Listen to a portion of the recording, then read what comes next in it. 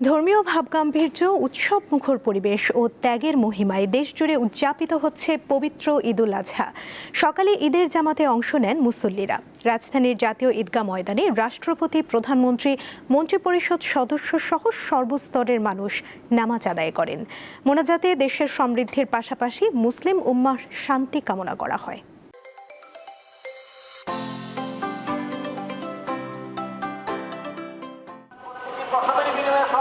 আকাশে কিছুটা মেঘ থাকলেও রাজধানীতে বৃষ্টি হয়নি। তবে সব প্রস্তুতি নিয়েই ঈদের জামাতে সামিল হতে ভোর থেকেই হাজারো মানুষ জাতীয় ঈদগাহের পথে। ত্যাগ ও সম্প্রীতির ঈদে একসাথে নামাজ আদায়ে দেখা যায় নারী, পুরুষ, শিশুদের মিছিল জাতীয় ঈদগাহের পথে।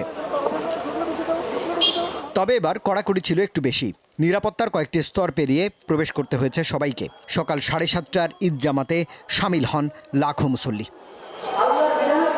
সকল ভেদাভেদ ভুলে নবীন, প্রবীণ, ধনী, গরিব সব একাকার এই জামাতে। রাষ্ট্রপতি মোহাম্মদ শাহাবুদ্দিন, প্রধানমন্ত্রী তারেক রহমান সহ রাজনীতিবিদদের অনেকেই নামাজ আদায় করেছেন এখানে।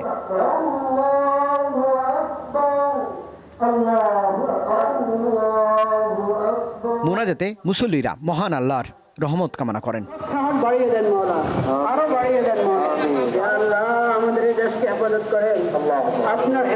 কেউ প্রথমবারের মতো জাতীয় ঈদগাহে নামাজ পড়তে পেরে খুশি, তবে আনন্দ ভাগাভাগিতে এগিয়ে ছিল শিশুরাই। দিনের শুরুটাই এত সুন্দর থাকে।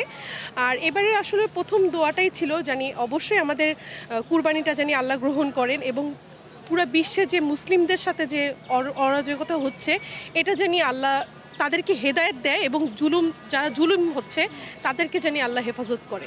এরকম শোষণ শাসন করতেছেন তাদেরকে আল্লাহ হেদায়েত দান করুক, এটাই চাওয়া।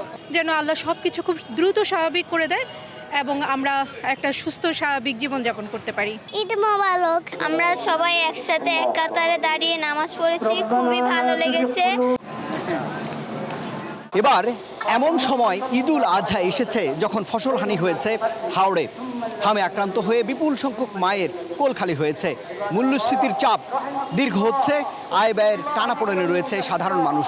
তবু প্রতিকূল বাস্তবতার ভেতরেও ফিরে আসে উৎসব।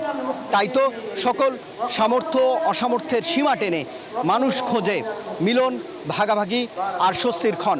রুবায়েত হাসান, দীপ্ত সংবাদ, জাতীয় ঈদগাহ, ঢাকা।